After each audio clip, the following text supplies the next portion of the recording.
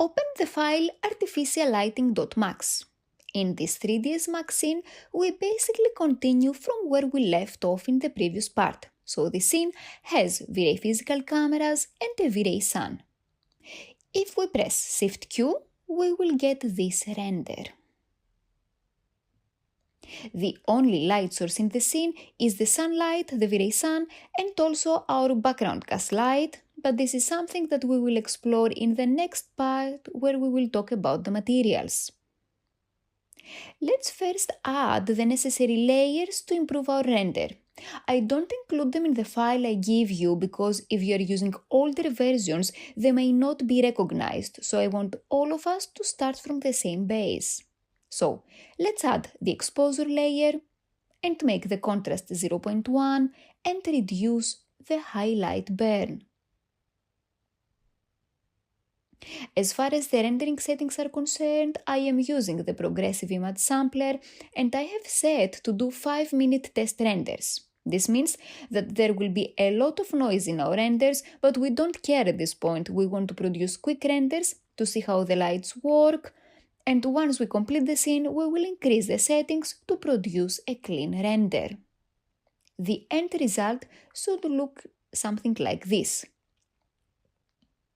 So our next step is to place the artificial lights. When I say artificial lights, I mean to add lights in the ceiling, in the pendants, and to turn the floor lamp on.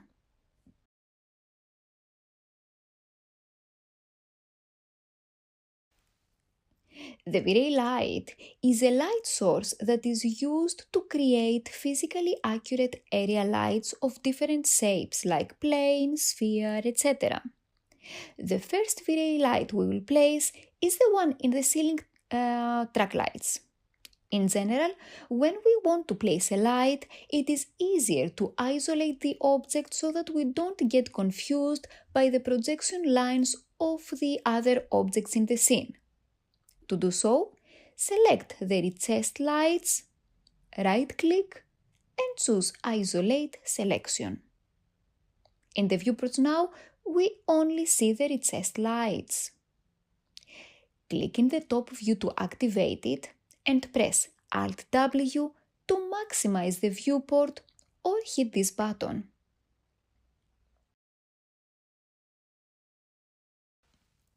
Go to the command panel, click on the Create tab, choose Lights, click on the Photometric drop-down list and select Vray. Choose Vray light from the object type rollout. Go to the top view, click, hold and drag diagonally to create the Vray light. It doesn't matter whether the Vray light fits exactly in, since we will adjust its size through the Modify tab.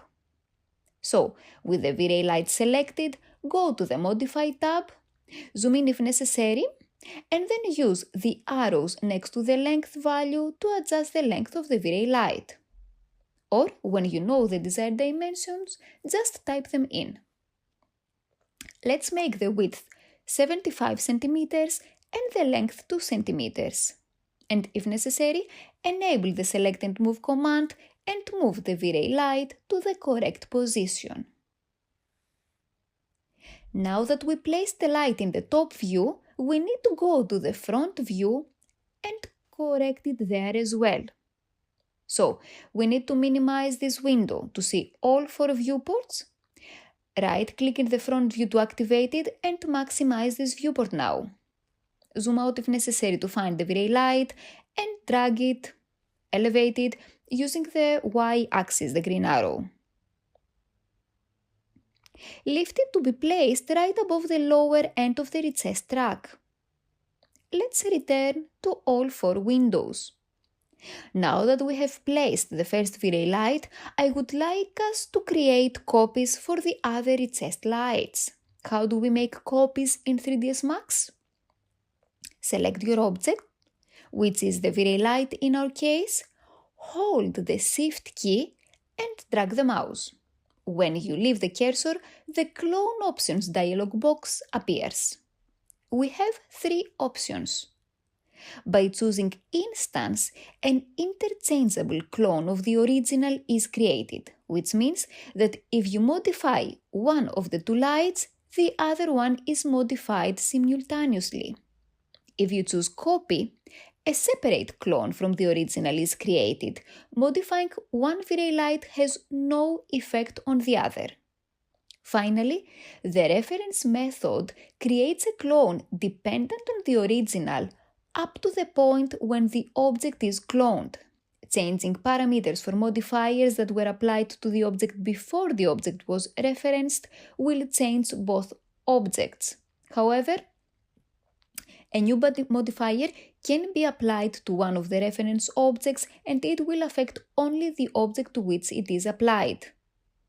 I know that this sounds like I'm speaking a different language right now, but I will come back to the clone option later on when we will see the modifiers I mentioned, and that will clear it up. So for now, just keep in your mind only the copy or instance options.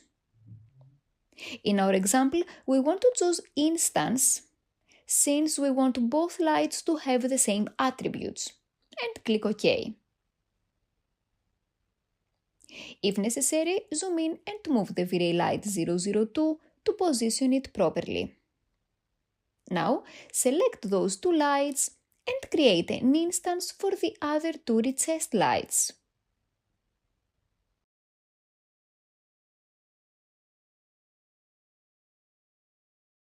And now, let's place the last two.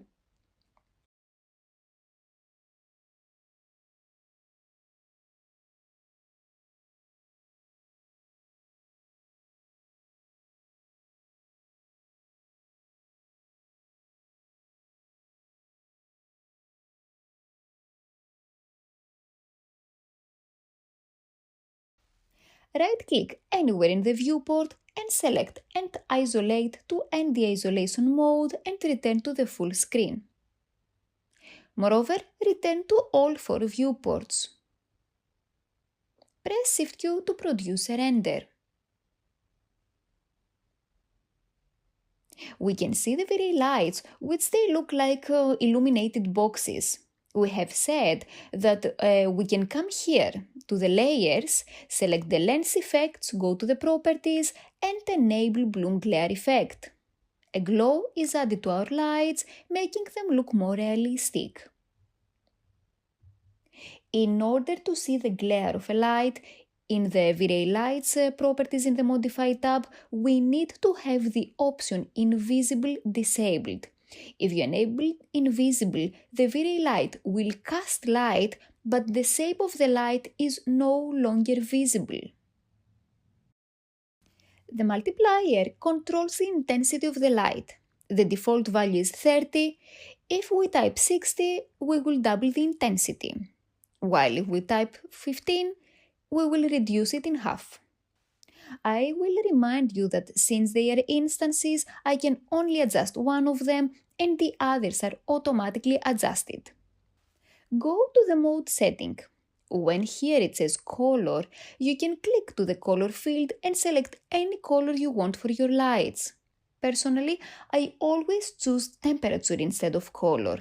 And I love warm lighting, so I usually set my lights to 3500 Kelvin or to 4000 Kelvin.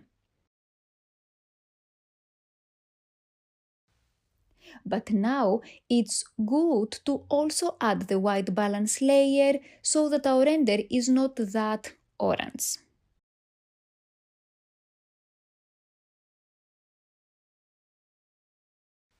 That's better. I think we are good for now. We may adjust them more later on, but for now we are good to move on to the next light source, which is the lights we have to add to the pendants. Let's select them and isolate them.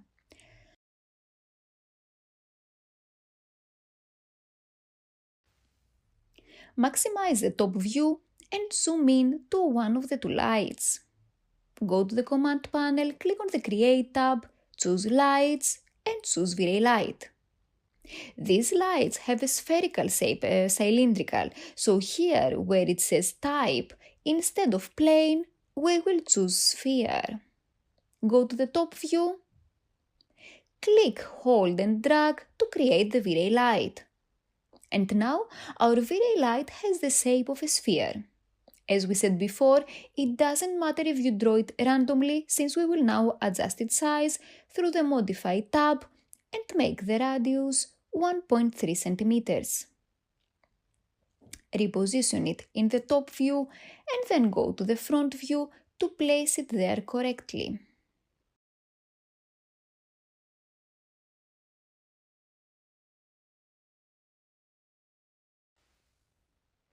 Create instances and place them to the remaining lights.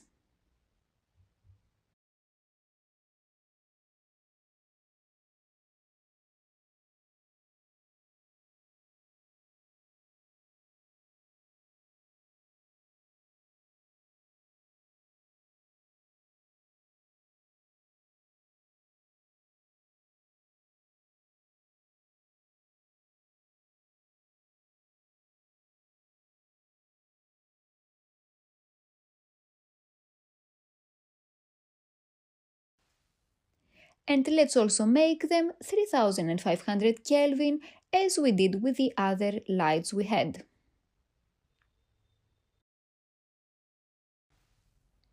While we are doing our testing, it is useful, instead of rendering the full viewport, to use the region method to render only the part of the scene that we are working on. This way we save rendering time. Press F10 or this button to open the Render Setup dialog box. Go to the Common tab and the Common Parameters rollout, go to the Area to Render section, click on View and select Region. Adjust the region box using the handles in its corner to include the two pendants. Produce a render.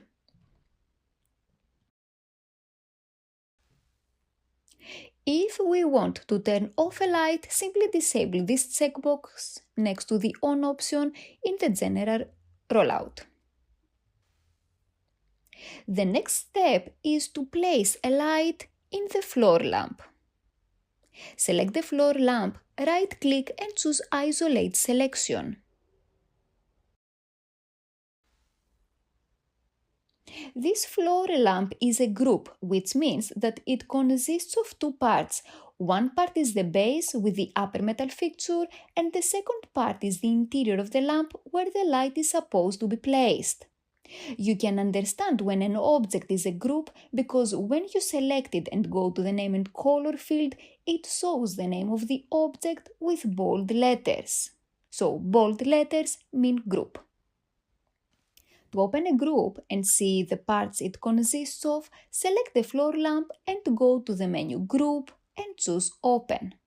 Now, if I select the base of the lamp and randomly move it, you see the other part it consists of. Let me hit Undo to take it back to its original location. So, we are interested in the interior part of the lamp, this one, which we basically want to convert it to a light. Select it and choose Isolate Selection so that the remaining floor lamp won't confuse us. Go to the Command panel, click on the Create tab and select V-Ray Light. Randomly draw a V-Ray light. With the V-Ray light selected, go to the Modify tab, go to the General rollout and to the Type setting, click on Plane and choose Mesh. The V-Ray light automatically gets a boxed shape. Go to the Mesh Light rollout and click on the Pick Mesh button. Click on our shape, the interior of the lamp. The V-Ray light automatically converts to the shape we selected, and we also automatically return to the full scene. With the V-Ray light selected, let me right-click and choose Isolate Selection so that you can see and understand the shape of our V-Ray light. So when we use the Mesh type, our V-Ray light can get any shape as long as we first have modeled the shape object we want and then we just click on it. The settings are the same to the ones we have already seen, so let's select it and go to the Modify tab, select Temperature and type 3500 Kelvin. And let's do a region render.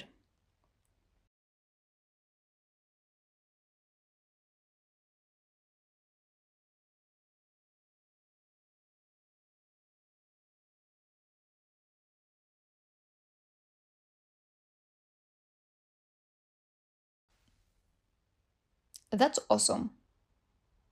The very lights we have seen so far cast light uniformly in the scene. So, what happens when we want to give shape to the distribution of the light, like when we have spotlights?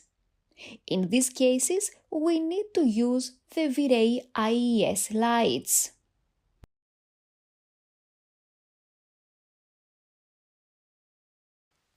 IES stands for the Illuminating Engineering Society, which has defined a file format for describing the distribution profile for a light. The information in those files, like the shape of the light's cone or the steepness of the light's fall-off, are gathered through lab experiments, and we can use the IES files in 3D applications to create accurate representations of light bulbs. Go to the front view. Select one of the pendants, right-click and choose Isolate Selection. Go to the Command panel, click on the Create tab and select Lights and choose Vray IES from the Object Type rollout. Click and drag to place the Vray IES light below the pendant. When you leave the cursor, the light's target is placed. Select both the light and the target, go to the top view and drag them to the correct position.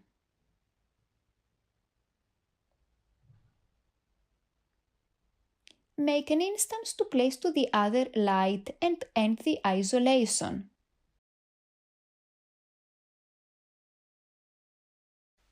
Let's make a region render.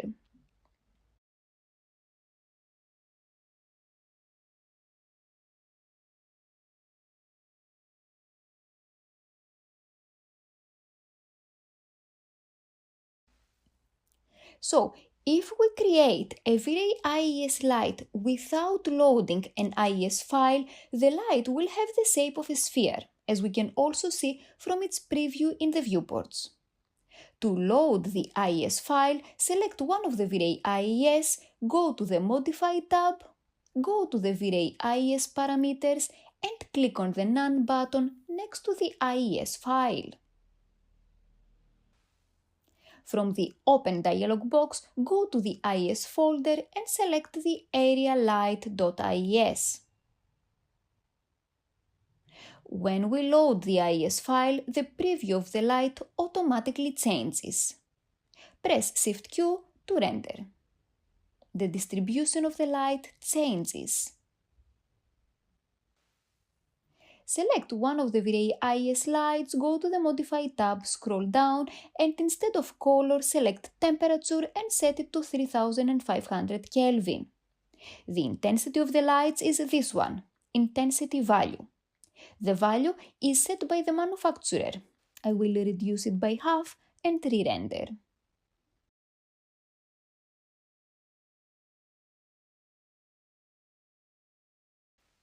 I will now try another IES file to see how the shape of the distribution will change. Click on the area light we loaded earlier, the Open dialog box appears and select the other one. Produce a render. We can't really see the shape of the light on the headboard, so we will increase the intensity. Go to the intensity value and roughly double it by setting it to 10,000.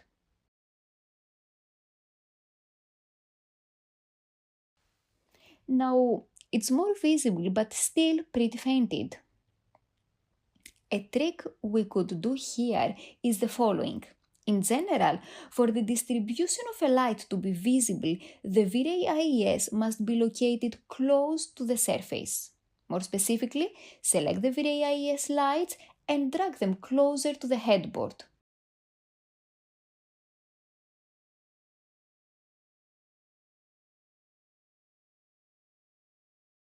and also lower them.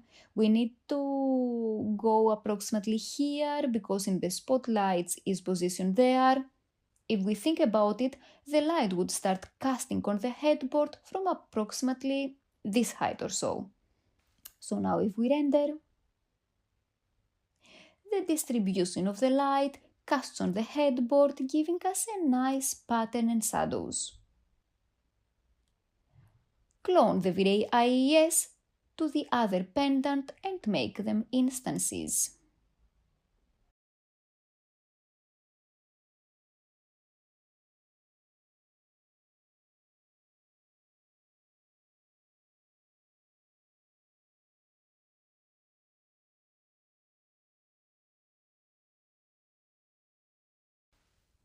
As a final step, let's also put the lights on this track over here.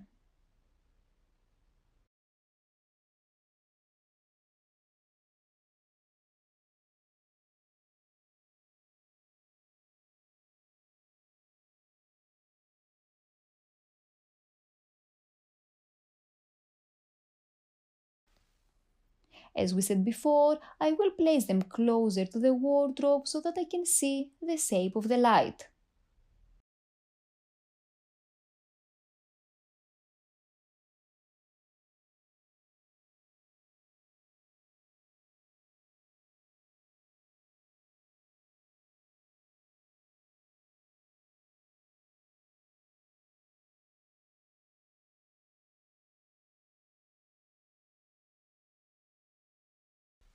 Let's render the full viewport.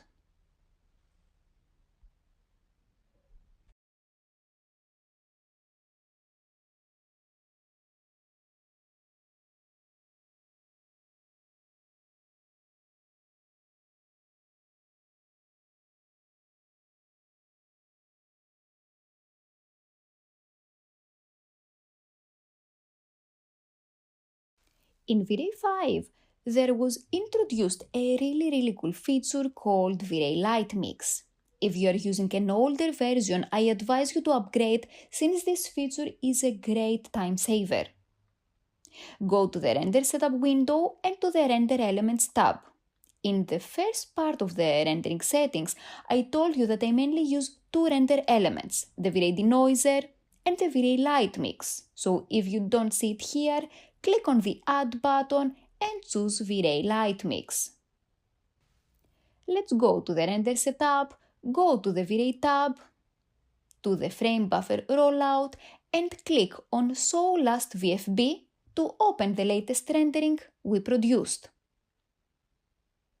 I told you that we can adjust the intensity of the lights and their color through their properties in the Modify tab. But this is not the only way. Vray Light Mix allows us to adjust all the lights of our scene. More specifically, while our render is being calculated or once it's cleared, it doesn't make a difference, go to the layers and select the source light mix. At the properties you see a list of all the lights in our scene. If our lights are instances, you will see only one of them here. Now, it's good when we create a light to give it a proper name so that we can easily identify it in this list. Because now I can't really understand which is which. A quick way to understand it is to uncheck it. So, these lights are the ones in the ceiling. We can easily turn off and on lights. If I turn off the Vray sun, you see that I no longer have shadows from the sun and my render got darker. The environment you see here is the Vray sky that was added along with the Vray sun. So if I also turn this off, we immediately get the feeling that it's nighttime now. We can also play with the intensity of the lights. Let me find the wardrobe lights and decrease their intensity. Let's say by half. We can also change the color of the lights. Let's go to the floor lamp and choose a red color. Always give it some time to recalculate it and also add the lens effects. I really love Vray Light Mix, the Vray Light Mix feature. We didn't have it before Vray 5, and now you can produce so many different lighting scenarios within the same rendering time as producing just one. So once the noise is cleared, you can start saving the render, pressing the save button, and then keep changing lighting scenarios and saving them.